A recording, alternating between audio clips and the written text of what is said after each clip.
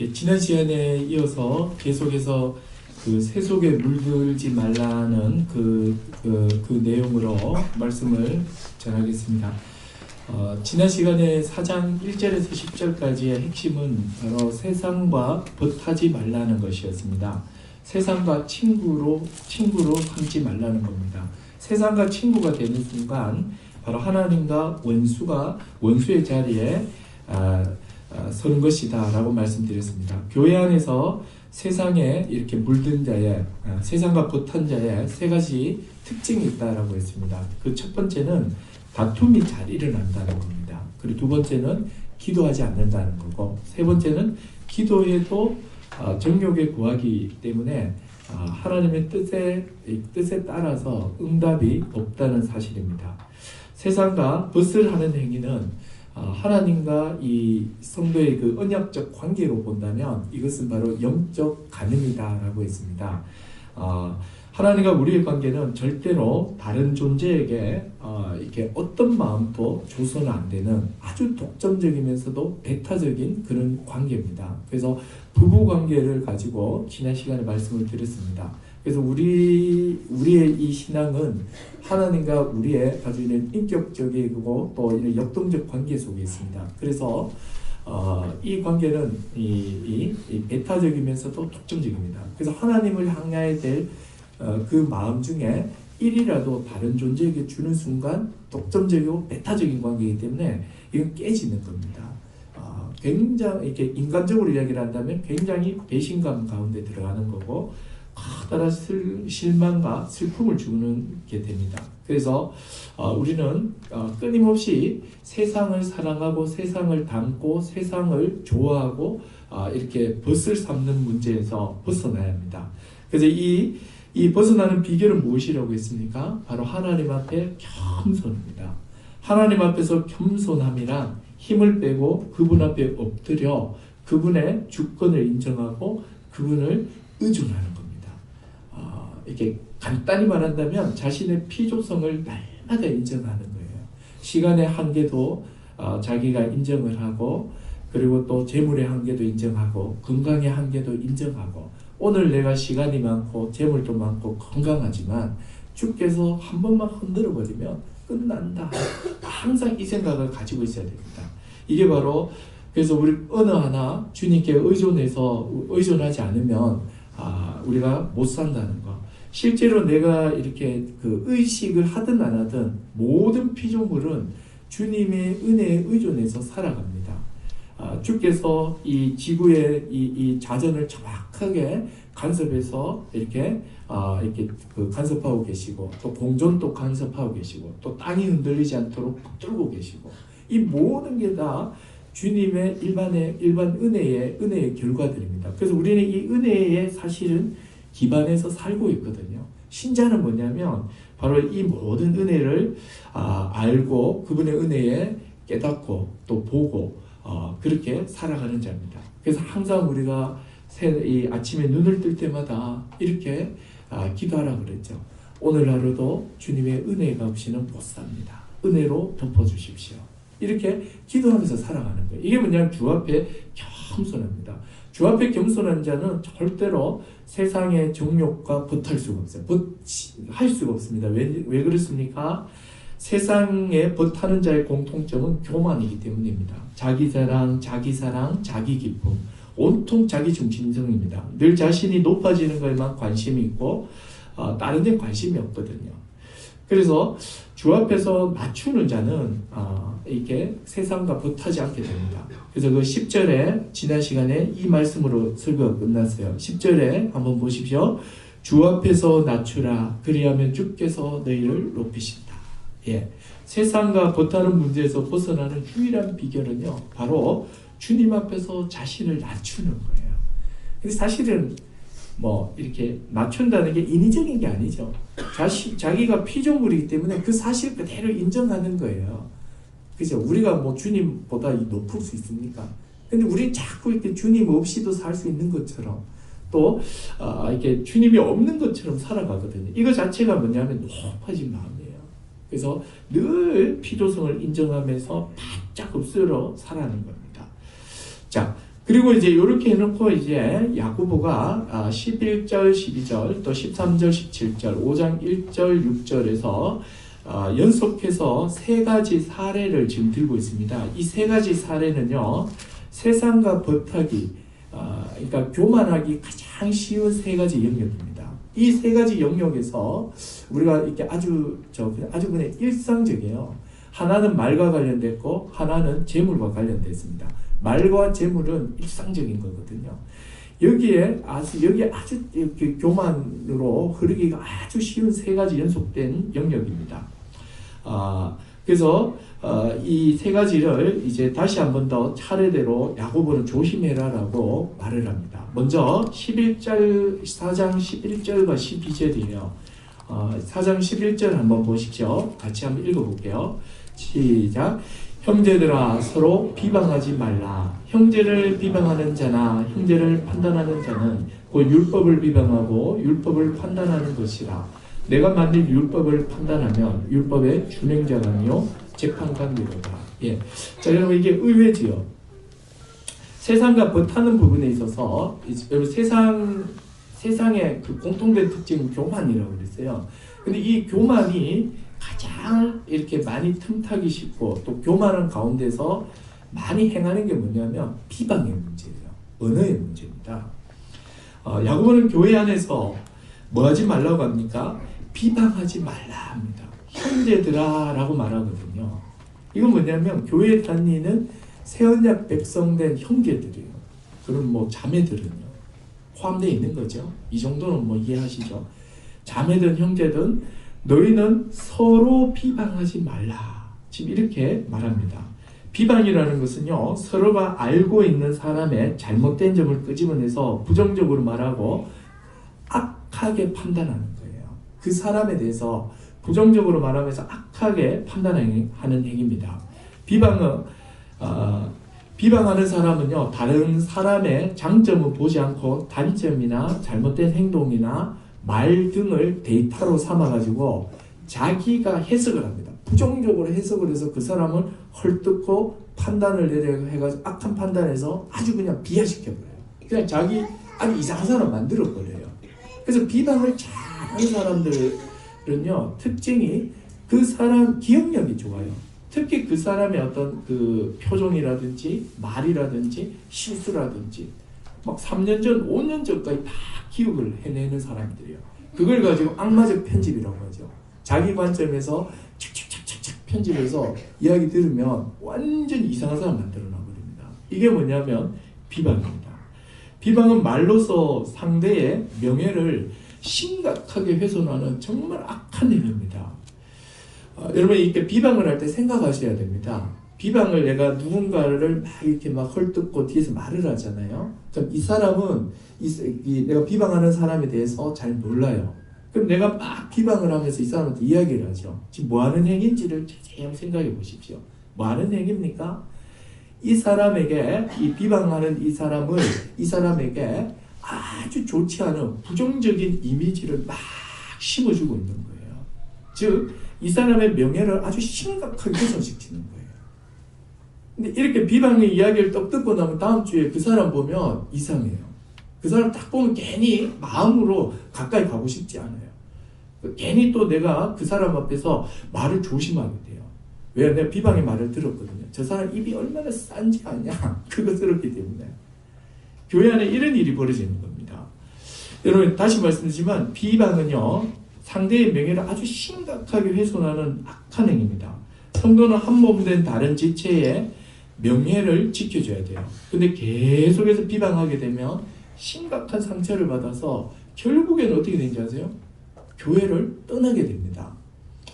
그 양계장에 가면 간혹 가다가 닭들이요, 멀쩡한 닭인데 내장이 이렇게 터져 나와서 죽은 닭들이 발견이 된다고 합니다.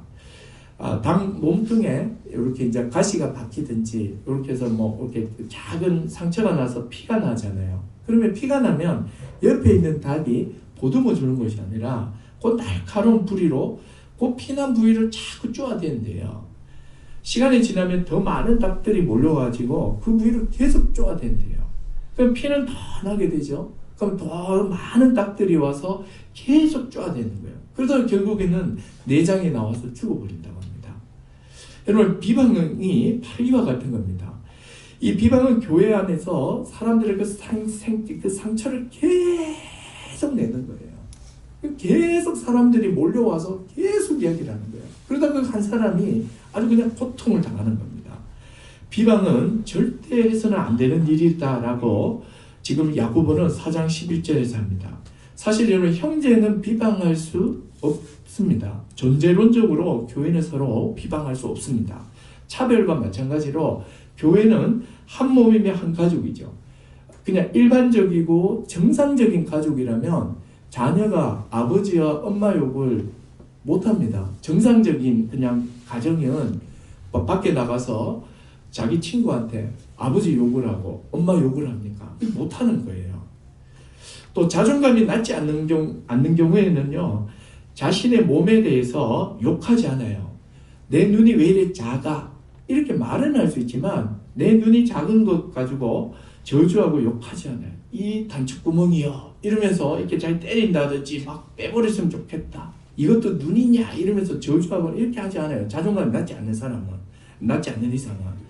자신의 신체 연약함에 대해서 미워하고 욕하는 사람은 정상적이라 할 수 없죠.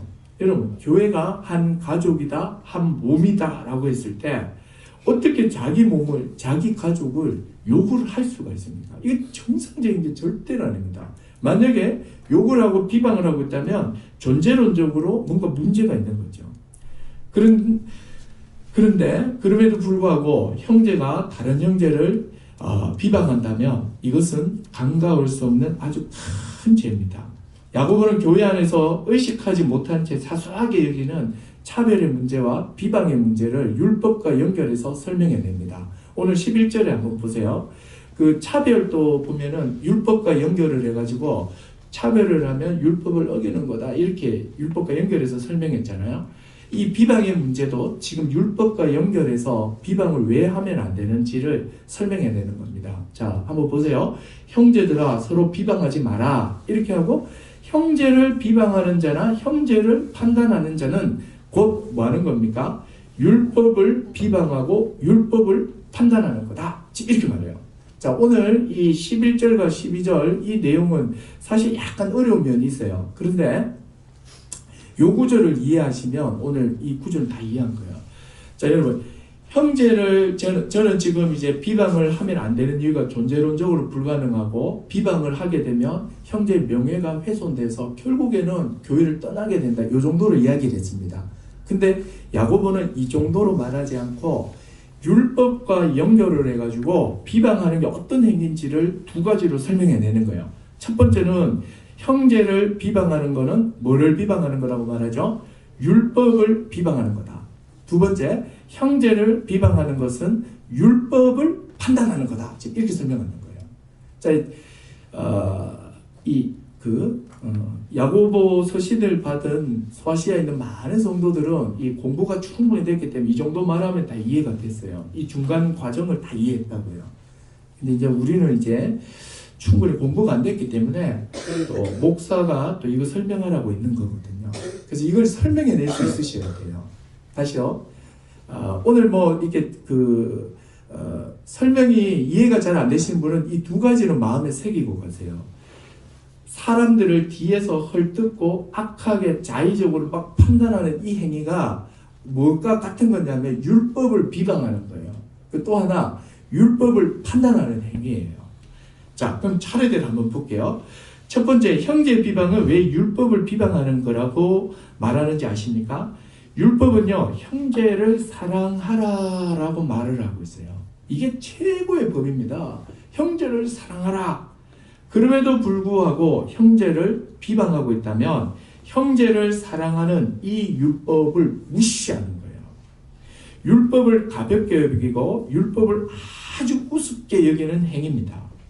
그렇기 때문에 형제 비방은요, 율법에서 형제 사랑하라는 이 준엄한 명령을 가볍게 여기는 것이며 무시하는 것이기 때문에 율법을 비방하는 거다, 지금 이렇게 말했습니다. 그러니까 이 율법을 아주 가볍게 여기는 거예요, 지금. 그러니까 이거 있죠, 그냥 이 황당한 경우 많잖아요. 우리가 아이들을 막 이렇게 막 혼내고 앉아 있는데 너 지각하지 말라고, 아니 지각은 좀 그럴 거야. 늦게 오지 말라고 막 혼내고 있어요. 10시까지 들어오라고 막 혼내고 있어요. 근데 친구가 전화 왔어요. 그래 내일 밤 11시에 보자 이래요. 어떨까요? 죽이고 싶어요. 자식이지만. 이게 이제 마음이거든요.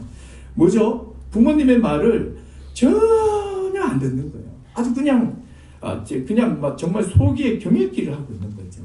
바로 이런 행위라는 거예요. 지금 율법에서는 형제를 사랑하라 라고 그렇게 이야기를 하고 있는데 계속해서 비방을 하는 건 뭐냐면 니는 말해라. 나는 그냥 내 하고 싶은 대로 말한다. 이거 태도예요. 그래서 이 율법을 아주 가벼이 여기는 겁니다. 자, 그리고 두 번째로, 요게 이제 약간 좀 내용이 어려울 수 있습니다. 두 번째는요, 형제 비방은 율법을 판단하는 겁니다. 자, 비방이라는 게 기본적으로 형제를요, 부정적으로 판단하는 거예요. 몇 가지 데이터가 있잖아요. 비방의 대상이 했던 행동들이나 말이나 여러 가지 데이터가 있는데 그 데이터를 자기가 해석을 합니다. 그리고 규정을 하고 판단해 버리는 거예요. 이게 뭐예요? 이게 바로 비방입니다. 자, 근데 앞에서 믿음은요, 판단받아야 하고 판단해야 한다라고 말씀드렸습니다. 그러면 우리는 어떤 판단도 하면 안 되나? 이런 마음이 들지요. 근데 비방이라는 것은 사랑하는 마음으로, 믿음으로 판단하는 것이 아니라 이런 미움의 마음을 가지고 또 교만의 마음을 가지고 그 사람의 명예를 아주 훼손시키기로 작정하고 하는 짓들이에요. 이런 걸 우리가 비방이라고 합니다. 명백하지 않은 부분에 대해서 율법을 빙자해서 심판하는 경우가 굉장히 많습니다. 자, 비방이라는 것이 있겠잖아요. 비방이라는 게 뭡니까? 비방이라는 것은 기본적으로 악한 판단인데 판단을 할 때 어떻게 판단하냐면 율법을 빙자해가지고 그 사람의 행위를 판단하는 겁니다.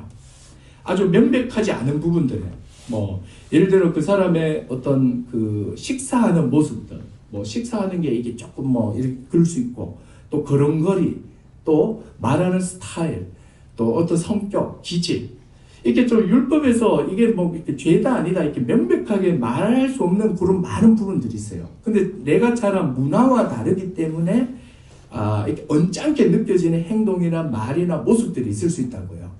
근데 그런 것들을 율법을 빙자해가지고 판단하는 거예요.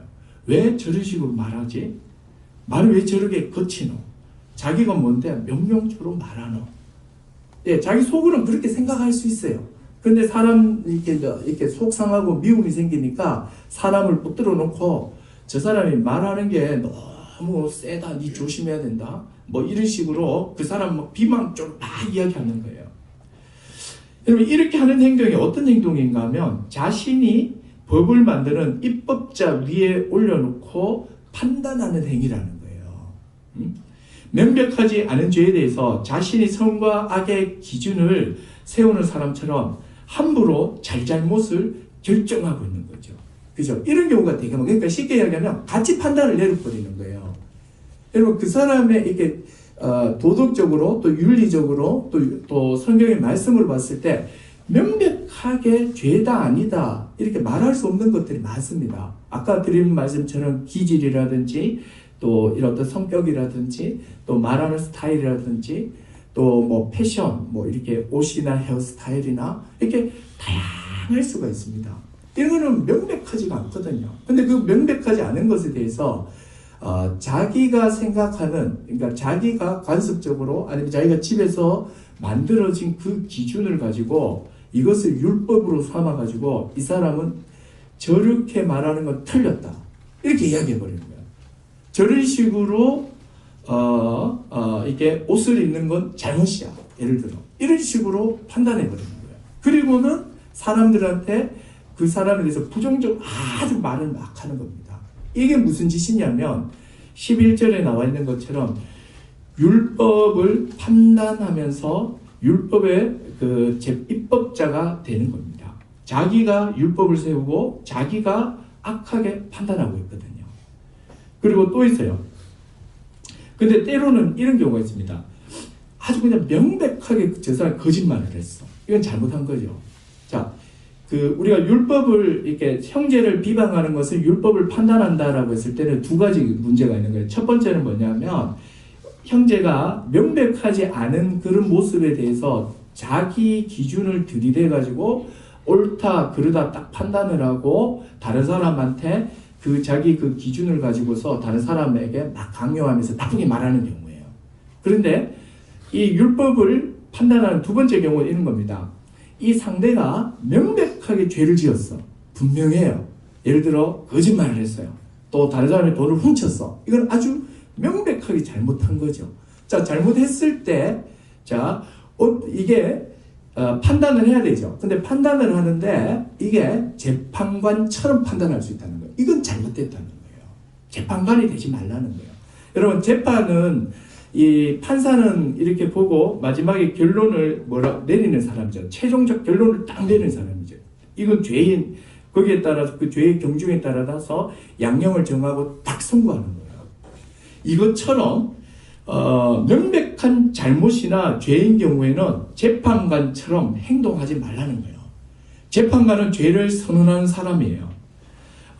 심판자의 모습으로, 최종적인 심판자의 모습으로 이렇게 사람들 대하면 안 된다고요. 그 사람이 거짓말을 하고 어떤 물건을 훔쳤다면 너 십계명을 어겼다. 뭐 인간이 이럴 수가 있나? 이러면서 막 큰일 난 것처럼 그 사람을 완전히 죄인으로 단정 지어버리고 함께하면 안 될 사람인 것처럼 선을 팍 끄면서 그런 태도를 갖지 말라는 거예요. 여러분, 최종적인 심판자, 판단자는 하나님이세요. 우리는 권면의 마음으로 다 이르듯이 너가 그 죄를 지었다. 이 죄가 얼마나 큰 죄인지를 이렇게 막 설명을 해내야 되고, 그리고 또 이 죄에 머물지 않기를 바라는 사랑하는 마음으로, 권면하는 마음으로, 안타까운 마음으로 이렇게 다가가야 되는 것이, 그 사람이 어떤 명백한 잘못을 했다고 해서 그 잘못에 대해서 완전 재판관처럼 아주 그냥 단정적으로, 아주 그냥 근엄하게 그렇게 그런 태도로 가서는 안 된다는 거예요. 이렇게 하는 것도 뭐냐면 비방이에요. 이것도 비방이에요. 그래서 우리가 명백하지 않은 것에 대해서는 입법자의 위치에 서서는 안 되고, 명백한 죄에 대해서는 재판관처럼 그렇게 근엄하고 아주 단정적으로 말해서는 안 됩니다. 권면하는 마음으로, 사랑하는 마음으로 다가가야 된다는 거죠. 그래서 12절을 한번 보십시오. 12절 같이 한번 읽어볼게요. 자, 12절 시작. 입법자와 재판관은 오직 한 분이시니 능히 구원하기도 하시며 말하기도 하시느니라. 네가 누구기에 이웃을 판단하느냐. 자, 이것입니다. 입법자, 옳고 그름을 가리는 분은 누구냐면 하나님이세요. 근데 우리는 명백하지 않은 죄에 대해서 자기 기분 나쁘고 내가 그렇게 안 살았고 내가 그렇게 생각하지 않았기 때문에 내가 익숙하고 내가 그렇게 살고 그렇게 생각하는 게 다 옳고 선이다 이렇게 생각하는 거예요. 그리고는 이것 가지고 막 들이대가 뭐 잘못이다 이게 뭐냐면 비방이에요. 또 금방 말씀드린 것처럼 명백한 죄에 대해서는 자기가 마치 최종적인 판사라도 된 것처럼 이렇게 막 단정적으로 이렇게 위압적으로 이렇게 막 말하는 고압적으로 태도들이 있죠. 이게 뭐냐면 재판관 태도예요. 이거는 하나님만이 입법자가 되시며 하나님만이 이 재판관이 되십니다. 근데 네가 누구길래 이웃에 대해서 그런 짓을 하느냐 지금 이렇게 말하는 거예요. 그래서 결국은 교만한 자가 이런 짓을 하는 거예요. 하나님 무서운 줄 모르고 하나님 앞에 높아진 자가 이런 짓을 하는 거죠. 결국 비방도요 교만과 깊이 연결되어 있습니다. 여러분 다시 한번 이 말씀 들려드립니다. 주 앞에서 낮추라. 그리하면 주께서 너희를 높이신다는 거예요. 네. 자, 이제 됐고 이제 두 번째 이제 차례대로 이제 야고보는 두 번째 영역으로 넘어갑니다. 자, 13절과 17절에 부에 대한 이야기가 부자에 대한 이야기가 나오고 5장 1절과 6절에도요 이 부자에 대한 이야기가 나옵니다. 5장 1절에 보세요.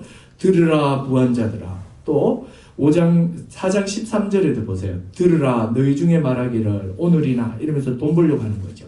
그래서 13절과 17절에 나오는 사람은 엄밀히 말하면 돈을 벌 부자가 부자가 될 계획을 가진 사람에 대해서 주는 경고고, 5장 1절에서 6절은요 부자가 이미 된 사람에게 주는 경고예요. 근데 부자는 부자인데 어떤 부자냐면 좀 불의한 부자예요. 지금 그렇게 지금 나누어서 보고 있습니다. 자, 먼저 그 4장 13절과 17절은 제가 송구영신 때 했기 때문에 간단하게 보고 그냥 넘어가겠습니다. 여기 나오는 이 사람의 문제점은 세 가지 그 태도의 문제가 있다 그랬죠. 기억나시죠? 첫 번째로는 시간을 대하는 태도. 이 시간의 주인이 하나님이시다는 것을 지금 생각지 않는 거예요. 마치 자기가 시간을 정할 수 있는 자인 것처럼 아주 교만함을 가지고 있다고 그랬고, 두 번째로는 이 사람은 하나님의 뜻에 태도가 있는 거예요. 무관심하고 있어요. 오직 이 사람은 그냥 돈을 벌리라 이거밖에 없는 거예요. 돈 벌어서 뭐 할 건데 이게 없는 거예요 지금. 그리고 세 번째로는 이 사람은 인생의 목적에 있어서 잘못된 생각을 갖고 있다고 그랬죠. 하나님의 선하신 뜻은 바로 사랑하며 살아내는 겁니다. 그런데 이 사람은 오직 허탄한 자랑들밖에 없다. 그래서 이 사람은 지금 이 부를 이렇게 얻기 위한 계획은 아주 그냥 야심차고 아주 찬란하게 세웠지만 한마디로 교만하며 하나님 없는 자라는 거예요. 없는 자로서 지금 준비하고 앉아 있는 거죠. 그래서 그런 자를 경고를 하고 있고, 자, 이제 바로 5장 1절과 6절로 넘어가겠습니다. 오늘의 약간 본론이 될 수도 있는데, 자, 5장 1절에서 나오는 부한자는 다시 말씀드리지만 이미 부자가 된 사람들에게 하는 경고입니다. 참된 믿음은 행함으로 나타난다고 했죠. 그리고 참된 믿음은요, 눈으로 보입니다. 돈의 사용은 그 사람의 믿음을 드러냅니다. 오늘 5장에 나오는 이 부자는요, 베풀지 않는 부자입니다. 즉 불의한 부자예요. 5장의 말씀은 이 불의한 부자들에게 주는 경고의 말씀입니다. 이 5장 1절의 부한자들은 교회 안에 있는 사람들입니다. 교회 바깥에 있는 사람들이 아니에요. 왜 안에 있는 사람이라고 말할 수 있냐면 3절에 보면, 그 뒤에 보면 너희가 말세의 재물을 쌓았다 이런 이야기. 그리고 또 7절과 11절 사이에 보면 또 그들이 이제 이렇게 이 착취했고 그 대상들이 다 형제들이라는 거예요. 이렇게 보면 여기 있는 나오는 이 부자는 교회 안에 있는 부자입니다. 자, 한번 보세요. 1절 한번 같이 한번 읽어볼게요. 예, 같이 한번 읽어보겠습니다. 시작. 들으라 부한자들아, 너희에게 임할 고생으로 말미암아. 예, 이 보세요. 부한자들아. 야, 이게 무슨 그 호소문 같죠. 이게 탄원서 같기도 하고. 들으라 이런 거예요. 지금 굉장한 강조를 하는 거예요. 이 부한자들아 들으라. 이미 끝났다는 거예요. 너희에게 임할 고생으로 말미암아 너 울고 통곡해라. 지금은 잘 먹고 잘 살고 막 행복해 보이는 것 같은데 너희 이제 끝났다. 너희들 이제 너희에게 임할 그 고생 때문에 너 빨리 울고 통곡해라는 거예요. 이 믿음으로 부를 이루지 않고 믿음으로 부를 사용하지 않는 자들로서 교회 안에 있는 이 불의한 자들에게 지금 울면서 통곡해라 이렇게 말합니다. 자, 왜 이들이 울며 통곡해야 됩니까? 너희에게 당할 고생 때문이에요. 자, 여기서 말하는 너희에 당할 고생은요, 주님이 재림하셔서 행하실 심판으로 인한 고통을 말합니다. 3절에 말세의 재물을 쌓았다고 말하면서 쌓인 재물에 녹이 심판의 증거가 된다고 하죠. 이 고통은 어떤 고통이냐면 불길이 너희 살을 먹는다 이렇게 이야기하죠. 3절에 한번 보세요. 너희 금과 은은 녹이 슬었으며 이 녹이 너희에게 증거가 되며 불같이 너희 살을 먹으리라 이렇게 말합니다. 이 누가복음 16장에 나오는 나사로와 부자 이야기에서 부자가 들어간 지옥불을 연상해요. 악한 부자는 꺼지지 않는 불구덩이에 던져져서 큰 고통을 당했거든요. 정말 불이 살을 먹고 있었어요. 파먹고 있었어요. 얼마나 고통이 심했는지 모릅니다. 바로 그러한 고통을 불의한 자들이 곧 당하게 될 거기 때문에 너희들 지금 막 울고 막 통곡할 때다.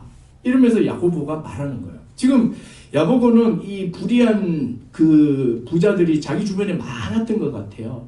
그 불의한 그 부자 뒤에 하나님의 무슨 진노의 불이 활활 타오르는 게 너무 선명하게 보이는 거죠. 부자들이 매일 호화롭게 먹고 마시고 막 즐기고 있는데 뒤에는 막 무슨 하나님의 진노의 불이 활활 타오르는 거예요. 지금 이 야고보는 그 불을 보면서 너희가 지금 그럴 때가 아니다는 거예요. 지금 너희는 막 이제 곧 당하게 될 그 고난 때문에, 고통 때문에 울어야 되고 통곡할 때다. 지금 이렇게 말하고 있습니다. 자, 여러분, 재물의 이 문제가요, 결코 작은 문제가 아닙니다. 재물을 이렇게 관련해서는, 우리는 재물과 관련해서 활동하는 게 한 3가지 정도가 됩니다. 보세요. 재물을 일단 모으는 활동이죠. 그죠? 돈을 어쨌든 이제 버는 거 모으는 거죠. 그리고 또 이 모은 돈을 유지하는 활동을 합니다. 그죠? 지키는 거예요, 돈을요. 그리고 또 하나는 이 돈을 어떻게든 투자를 하든 뭘 하든 이렇게 사용을 합니다. 그래서 보통 사람들은 이 재물에 대해서 3가지 중에 하나 아니면 3가지 다 하든지 이렇게 어쨌든 이 활동을요, 우리가 물질을 가진 사람들이 이 자본주의 살면서 이거 활동 안 하는 사람이 없어요. 어떤 식으로든지 많든 적든 재물을 모으는 과정이 있고 또 모인 재물을 유지하고 지키는 과정이 있고 또 이 재물을 불리기 위해서든지 아니면은 지키기 위해서든지 어떤 식으로든지가 이 재물을 사용하는 행위를 합니다. 자, 이 3가지에 대해서 우리가 어떤 태도를 가지고 있는지를 점검해야 돼요. 이 불의한 부자는 이 3가지 태도가 다 잘못되어 있는 거예요, 지금. 그래서 지금 교회 안에 있다라고 하지만 이들은 불의한 부자다라고, 즉 하나님의 뜻과 전혀 상관없이 돈을 모으고 상관없이 돈을 유지하고 상관없이 돈 썼다는 거예요. 그래서 철저하게 이들은 불의한 부자다는 거예요. 그래서 그들이 쌓은 이 돈이 그들의 불의함을 나타내는 마지막 날의 증거로 삼는다. 지금 이렇게 말하는 거예요.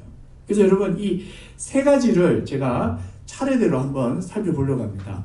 자, 첫 번째로는요, 먼저 이 사람이 이 재물을 어떻게 지금 이 자기가 이렇게 모은 과정은 뒤에 나와요. 모은 그 재물을 어떻게 유지하고 있는지를 한번 보십시오. 2절과 3절에 있습니다. 자, 보세요.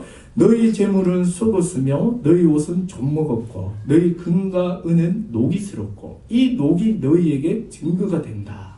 이렇게 말해요. 자, 쌓아놓고 잘 사용하지 않아요. 창고만 넓게 짓고 있습니다. 밖에는 굶주린 형제들의 아우성치는 소리가 들리는데도 돈만 계속 차곡차곡 쌓고 있는 거죠. 한 푼도 불지 않습니다. 꾹꾹 쌓아놓는 거예요. 썩어버렸으면 버렸지 절대로 공짜로 내놓지 않아요.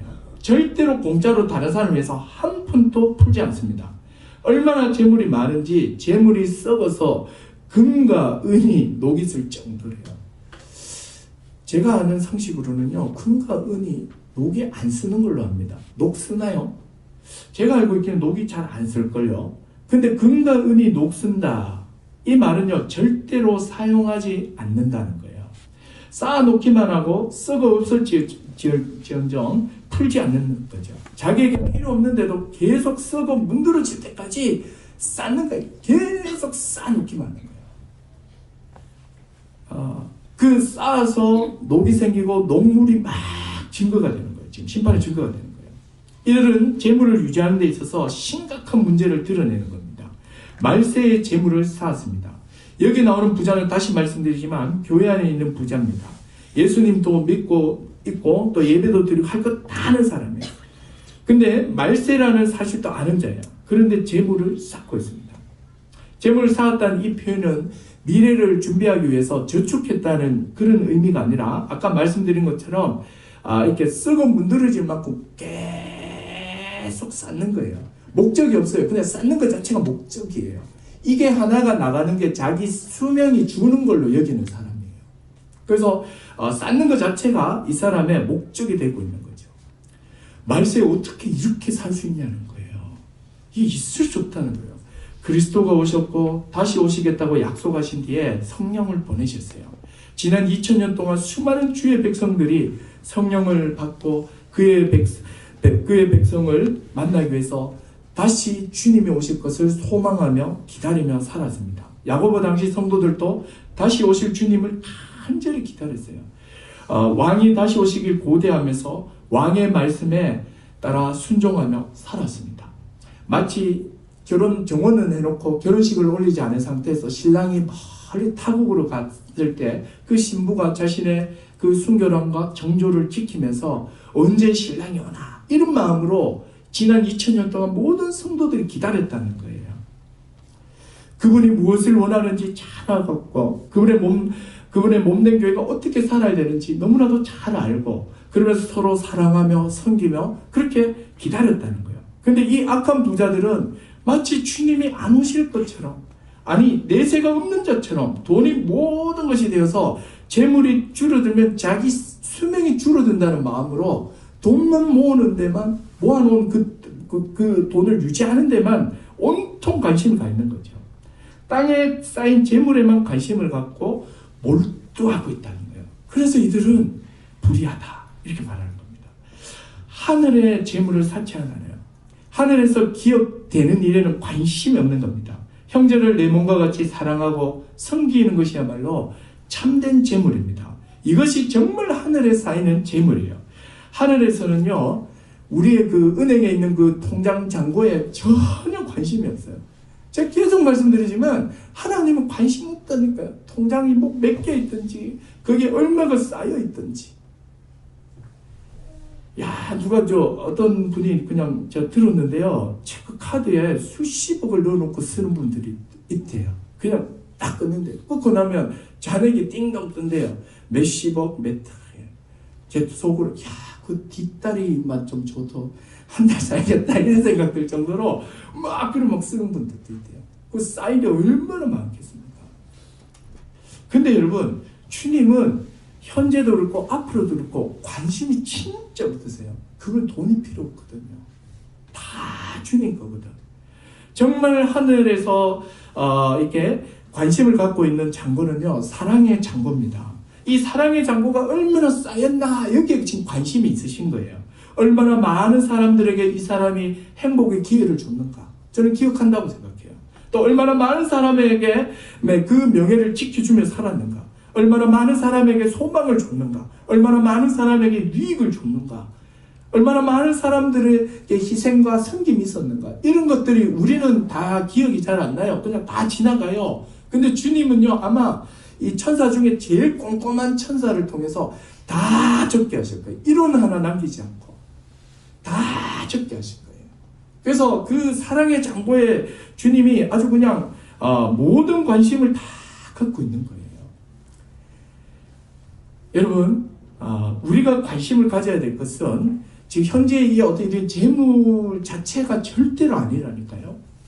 예, 우리가 관심 가져야 될 것은 바로 이 사랑의 그 잔고라는 겁니다. 그리고 두 번째로 이 사람의 문제점이 또 나옵니다. 바로 재물을 모으는 과정에 아주 문제가 많았습니다. 자, 4절 한번 보세요. 4절. 4절을 같이 한번 읽어볼게요. 시작. 보라, 너희 밭에 추수한 품꾼에게 주지 아니한 싹이 소리 지르고 그 추수한 자의 우는 소리가 만군의 주의 귀에 들렸다. 여러분, 지금 창고에 막 녹물 날 만큼 막 쌓고 있잖아요. 근데 그 쌓는 과정이 굉장히 불이한 거예요. 지금 하나님께서 다 들으실 만큼, 하나님께서 하늘의 하나님의 막 그 분노하실 만큼의 아주 악한 방식으로 돈을 모았다는 거예요. 불의한 부자는 재물을 축적하는 방식이요, 몹시 악합니다. 부자의 밭에 추수 때가 되어서 밀이나 포도나 올리브나 온갖 농작물을 풍성하게 추수합니다. 가마니로 그 일꾼들이 막 옮기겠죠. 모든 창고마다 꽉꽉 들어차요. 아침부터 밤새도록 가족들을 생각하며 하루 종일 주인의 창고를 채워준 일꾼들에게 이제 품삯을 줘야 돼요. 곳간에 쌓여있는 쌀이든지 밀이든지 아니면 돈을 주든지 품삯을 줘야 돼요. 하루 종일 일했잖아요. 불의한 부자는 생각하기를 품삯을 외상해버리면 천가만이가 된다. 천가만이 맞추자. 막 이런 마음이 들었을 거예요. 오늘 밥도 먹여주고 참도 좋다. 굶기지 않았으니 막 됐다. 이러면서 품삯을 외상해 푸는 거예요.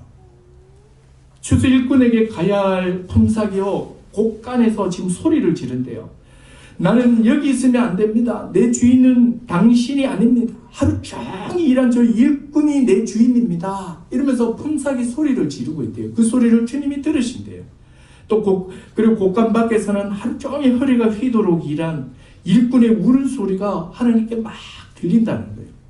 자기만을 눈 빠지게 기다리는 가족들 생각에 도저히 빈손으로는 집으로 못 돌아가는 거죠. 그러면서 훌쩍훌쩍 울고 있는 그 일꾼의 울음소리가 이 구름을 뚫고 하늘에 하나님께 막 쩌렁쩌렁하게 지금 들리고 있다는 거예요. 누가 못 듣는지 아세요? 부자만 못 듣고 앉아 있는 거예요. 부자만 천가만히 이러고 앉아 있는 거예요, 지금.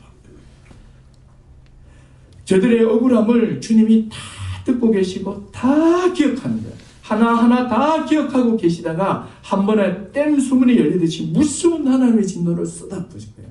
제가 볼 때 하나님은요, 두 개의 수첩을 가지고 계신 것 같아요. 하나는 사랑의 장고를 막 쌓는 사람들의 이 선한 일을 기록하는 거죠. 또 하나는 이런 불의한 부자들, 이 불의를 행하고 공의롭지 못한 이 부자들의 그 행태들을 다 적고 계시는 것 같아요. 여러분, 있잖아요. 무슨 일이 있어도요, 정당하지 않는 방법으로 돈을 보시면 안 돼요. 돈을 빨리 모으는 방법은요, 두 가지입니다. 이게 거의 제가 천기누설입니다. 이거 아무 때나 못 들으시고요. 쉬우면서도 가장 빠른 길이에요. 이렇게 하면 돈은 무조건 모입니다. 어떻게 하면 모이는지 아세요? 수입은 늘리고 지출은 줄이면 돼요. 그러면 돈이 모여요. 수입을 늘리세요. 그리고 돈을 쓰지 마세요. 그러면 1년 지나면 돈 모여요. 그죠? 그런데 불의한 부자들은요, 아주 불의한 방법으로 모으고, 그리고 줘야 될 돈을 안 주고, 대체로 약자들의 돈을 안 주죠. 떼먹기 제일 좋거든. 이런 방식으로 돈을 모아 나가는 거예요. 하나님 기뻐하지 않는 방법으로 수입을 계속 늘리고, 그 정당하게 지불해야 될 임금은 계속 체불해버리고, 이러면서 이 지출을 줄이는 거예요. 그래서 자기 부를 쌓는 거죠. 이것은 하나님의 진노를 일으킵니다. 교회 안에 있는 수많은 부자들이 당할 그 진노가 얼마나 클지 몰라요. 여러분, 자신이 여기에 나오는 그 부자만큼의 부는 가지고 있지 않다 해도요, 수입을 늘리는 부분에서, 지출을 줄이는 부분에서 하나님이 기뻐하는 방법으로 하셔야 돼요. 특히 내 돈을 벌기 위해서 다른 사람을 억울하게는 하지 마세요. 그 별 의미 없습니다. 예, 억울하게 하면 내가 조금 더 수입은 이렇게 조금 더 가져놓을 수 있어요. 그렇지만 그 억울한 그 눈물, 곳간 밖에 있는 그 일꾼의 그 눈물과 울부짖음을 주님이 다 기억하세요. 그래서 여러분, 어떤 일이 있더라도 돈을 조금 덜 버는 게 차라리 낫습니다. 돈을 조금 덜 벌더라도 다른 사람을 억울하게 해서는 안 됩니다. 자, 이제 마지막 세 번째로 부에 대한 이 사람의 잘못이 이제 또 있습니다. 그게 이제 5절을 한번 보십시오. 자, 지금 제가 세 가지를 지금 말씀하고 있습니다. 하나는 돈을 유지하는 부분에 있어서, 또 하나는 돈을 모으는 부분, 그리고 이번에 마지막으로 돈을 사용하는 문제입니다. 자, 5절 한번 보십시오. 자, 같이 읽겠습니다. 시작. 너희가 땅에서 사치하고 방종하여 사륙의 날에 너희 마음을 살찌게 하였도다. 예. 땅에서 사치하고 방종하고 있다고 말합니다. 사치라는 것은 필요 이상으로 치장해서 자신의 부를 자랑하는 것을 말합니다. 부자가 이제 사치하는 건 당연해요. 그게 알고 보면 자신의 이렇게 몸을 위해서라기보다 자신의 마음을 위해서 하는 거죠. 그죠? 부자들이 명품을 하는 이유가 뭐겠어요? 내가 이런 사람이다라는 것을 가장 확실하게 눈으로 보여주는 게 바로 명품이고 차고 집입니다. 그죠? 실용적으로 생각한다면 3명이 사는데 그 100평이 왜 필요해요? 그죠? 3명 살면 실용적으로 살아야죠. 그래서 이 사치라는 것은 자신의 부를 자랑하기 위한 그런 동기를 가지고 필요 이상 치장하는 겁니다. 또 방종은 방탕한 생활을 하는 것으로서 향락에 몰두하는 거죠. 육체적 만족이나 육신의 정욕, 이생의 자랑, 안목의 정욕을 충족시키는 일에 몰두하고 있는 것. 이게 바로 이 방황, 방랑, 방탕 이렇게 볼 수 있습니다. 불의한 부한자들은 사치와 방종을 통해서 자기 만족과 기쁨을 추구하죠. 이러한 삶은 지금 야고보가 뭐라고 말하는지 보세요. 너희가 땅에서 사치하고 방종하고. 자, 근데 요거에서 사륙의 날로 이렇게 넘어가야 되는데 성도가 요걸로 넘어가 줘야 되거든요. 부자들의 부한자들의 그 사치와 방종을 보면서 거기 머물면 안 되고 거기서 바로 사륙의 날로 딱 넘어가 줘야 된다고요. 그런데 요게 잘 안 넘어가시는 것 같아요. 그 부자들이 사는 거 먹는 거 이렇게 보면 어떻습니까? 야, 지금 나쁜 이게 설교나 말씀을 통해서 내 생각해보면 저거 아닌 건 알겠지만 그래도 한번 맛은 한번 보면 좋겠다.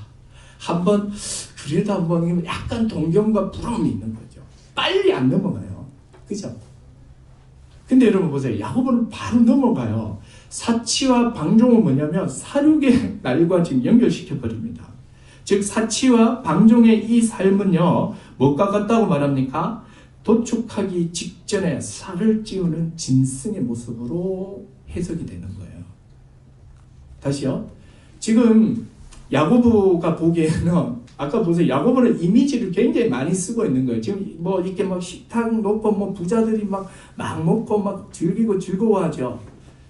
일반인들은 그거가 보이죠. 야고보는 부자들 뒤에 있는 불타는 하나님의 그 진노가 막 보이는 거예요, 지금.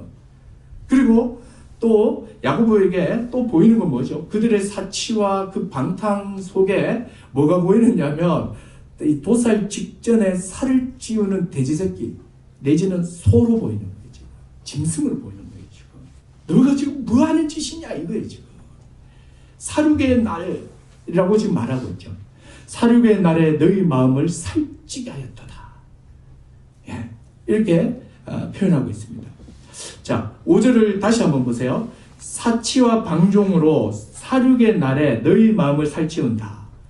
예수님은 산상수훈에서 마음이 가난한 자가 복이 있다고 했습니다. 이런 자는 천국이 저희 것이다. 그런데 사치와 방종으로 마음이 살이 찐 자들은, 기름이 낀 자들은 천국의 삶과는 거리가 전혀 멀다는 거예요. 오로지 자기밖에 모르며 교만 가운데 그냥 차갑게 살아가고 있을 뿐이라는 거예요. 지난주 설교에서 부는 버려야 할 대상이지 사랑하면 안 된다라고 했잖아요. 돈은 우리를 서비스하고 봉사하는 존재예요. 그런데 이 서비스하고 봉사, 이 종론과 불륜에 빠지는 순간 어떤 일이 벌어지냐는 거예요. 이게 지금 어떤 일이 벌어집니까? 예, 완전히 돈에 정말 지배가 되고 노예가 돼버리는 거예요. 우리 1970년대 우리나라 전체 그 세금을 워낙 잘 신고하셔가지고 2위를 하신 분이 계세요. 지금 85세인데 지금 제가 이름이 잘 생각이 안 나는데 어떤 재단의 그 회장님이세요. 그분이 얼마 전에 인터뷰에서 이렇게 말씀하셨어요. 사회자가 물었습니다. 돈을 우리나라에서 두 번째로 많이 벌어보신 분으로서 정말 아주 그냥 이 상식적인 질문했어요. 선생님이 생각하기에 돈을 우리나라에서 두 번째로 많이 가져봤으니까 돈이 도대체 뭡니까? 이렇게 물었대요. 물으니까 그분이 이렇게 대답을 해요. 일단은 자기가 그렇게 돈을 두 번째로 많이 된 건 내가 세금을 정직하게 신고해서 그런 거다. 이렇게 겸손하게 말을 하고 이렇게 말을 해요. 돈은 진짜 마약입니다. 딱 마약이래요. 그냥. 돈은 하면 할수록 가지면 가질수록 밥은 먹으면 먹을수록 효용이 떨어지고 안 먹고 싶어지잖아요. 근데 돈은 가지면 가질수록 더 가지고 싶대요. 이게 돈이더라는 거예요. 그러다가 이분이 이제 자기 아버님이 하던 그 탄광 산업을 물려받아서 우리나라에서 어떤 2위 부자까지 되셨어요. 그러다가 이분이 서울대 철학과를 가셨는데 그분 말로는 철학적으로 사고를 한번 해봤다는 거예요. 돈을 자기가 그냥 미치도록 번 거예요. 그냥 쫙 벌어봤는데 어느 순간에 사람이 아니다 이런 생각이 탁 들더래요. 자기가 본인이 사람이 아니다 이런 생각이 탁 들면서 그 시를 어떻게 했냐면 모든 주식과 그 재산들을 직원들에게 다 나눠줘 버려요. 다 나눠줘 버리고 자기 그냥 학교 하나 딱 지어가지고 교육사업하면서 이제 그 당시 이제 7, 80년대 그 민주운동했던 사람들 도와주고 뭐 이러면서 하여튼 그렇게 어른으로 사셨더라고요. 그래서 제가 이제 가장 기억에 남는 게 이거예요. 돈은 그냥 가지면 가질수록 계속 갖고 싶대요. 이게 돈이래요. 그러면 내가 그 말 딱 들으면서 부자들이 왜 저렇게 사는지 이해가 됐습니다. 왜 이렇게 공짜로 헛돈을 10원도 안 쓰지 이제 알았어요. 그게 이제 검소하면 됐지만 이 탐욕에 빠진 사람들에게는 가지면 가질수록 정말 더 큰 효용과 기쁨이 있어서 그런가 봐요. 정말 그래요. 그런데 한번 보십시오. 이 돈에 마음을 쏟고 가게 되면, 돈과 사랑에 빠지게 되면 하나님이 보이지 않습니다. 하나님의 나라가 보이지 않아요. 마음이 가난한 자는 늘 자신의 연약함을 알고 십자가 복음을 붙들고 내가 낸데, 내가 이런 사람인데, 뭐 내가 이 정도야 하는 우쭐한 마음이 올라올 때마다 너는 흙이니 흙으로 돌아가라 라는 주님의 말씀을 기억하면서 계속해서 가난한 심령을 가져요. 그러면서 이 흙이 지닌 허무한 인생, 주님 없으면 정말 아무것도 아닙니다 이러면서 살아가요. 그러면서 이 정말 천국의 삶이 누구보다 가까워요. 그러나 마음이 살찐 자들, 마음이 세상을 향해서 이미 살이 쪄버린 사람들은 무감각한 거죠. 전혀 감각이 없어요. 이렇게 지금 살아가는 겁니다. 여러분, 하나님께서 부를 주신 이유는요, 사용하라고 주신 겁니다. 세상을 이롭게, 이웃을 이롭게 사용하라고 주신 거예요. 여기에 계신 분들은 큰 부자는 아닙니다. 그죠? 뭐 저도 마찬가지고 다 큰 부자는 아니에요. 그러나 여러분이 생각하기에 돈에 대해서 지금 점검을 하셔야 돼요. 모으는 과정에서, 또 모인 그 돈에 대한 태도, 그리고 또 이 돈을 내가 어떻게 사용하는가, 이런 부분에 있어서 하나님의 뜻을 따라 재물을 잘 사용하고, 또 하나님의 뜻을 따라 재물을 유지하고, 하나님의 뜻을 따라서 재물을 모아가셔야 돼요. 이게 여러분 하나님 앞에 의로움이고 또 하나님 앞에 기억되는 부자의 모습입니다. 그럼 오늘 여기 야고보가 여기 이렇게 혹독하게 비판하고 있는 이 부자는 이 세 가지 영역에서 다 실패한 거예요. 그래서 이들은 결론적으로 이들은 거의 불신자로 여기고 이 하나님의 무서운 심판이 지금 다가왔다는 거예요. 지금도 기회는 있으니 빨리 회개하라는 것이 5장 1절과 5절까지의 말씀입니다. 자, 여러분, 이제 이로써 그 세속에 그러니까 그 세속에 물들지 말라, 이 말씀은 이제 끝이 났습니다. 저는 여기서 우리가 다시 한 번 더 살펴보기를 원합니다. 여러분, 우리는 세상 속에 있지만 우리는 그 하나님 나라에 속한 하나님 백성으로서 구별된 자들입니다. 우리 스스로는 이미 빛이며 소금이에요. 그래서 여러분, 우리가 뭐 세상에 영향력을 막 미치려고 애쓰시지 않으셔도 돼요. 그냥 소금으로, 빛으로 그렇게 존재하면 됩니다. 재물을 모으는 과정, 또 사용하는 과정, 또 유지하는 그 모든 과정에서 빛과 소금으로서 하나님의 뜻을 구하면서 그렇게 살아가는 것 자체가 바로 세상에 주는 메시지며 영향력입니다. 그래서 여러분, 정말 세상에 물들지 말고 세상 속에서 빛과 소금으로 살아가는 여러분 되기 바랍니다. 기도하겠습니다. 이 시간에 우리 같이 한번 기도했으면 좋겠습니다. 세 번의 설교를 통해서 세상과 보타지 말라, 이 말씀을 들었습니다. 우리는 존재론적으로 이미 빛이며 소금입니다. 우리가 이렇게 존재하는 것 자체가 세상을 향한 개혁이며 또 세상을 향한 영향력입니다. 우리가 막 애를 쓰지 않아도 그냥 주님의 뜻에 따라 그렇게 본질의 삶을 충실하게 현재를 살아내는 것이 바로 진정한 교회로서의 삶입니다. 이 시간에 우리 마음을 합쳐서 이렇게 같이 한번 기도했으면 좋겠습니다. 하나님, 우리가 이 땅에서 예수 십자가 복음을 붙들고 빛과 소금으로 온전히 존재하게 하여 주시옵소서. 특별히 돈의 영역에 있어서, 모으는 과정에서, 유지하는 과정에서, 사용함에 있어서 하나님의 기뻐하시는 뜻을 따라 사용하는 선한 청지기가 되게 해달라고 같이 한번 기도하도록 하겠습니다. 기도하겠습니다. 하나님 아버지, 이 시간에 기도하기 원합니다. 우리를 선한 청지기로 불러주셨습니다. 하나님 아버지, 우리에게 주어져 있는 이 시간과 재물과 이 모든 것이 다 주님의 것인 것을 알고 모든 것에서 주님의 뜻을 구하며 살아가는 저희가 되게 하여 주시옵소서. 여기에 나오는 불의한 부자가 되지 않게 하여 주십시오. 하나님 아버지, 아버지여, 이 불의한 부자가 되어 대단한 부를 이루는 것보다 소박한 부지만 의로운 부자가 되는 그 길을 선택하는 우리 모든 성도들 될 수 있도록 하나님의 은혜를 베풀어 주시옵소서. 아버지 도와주시옵소서.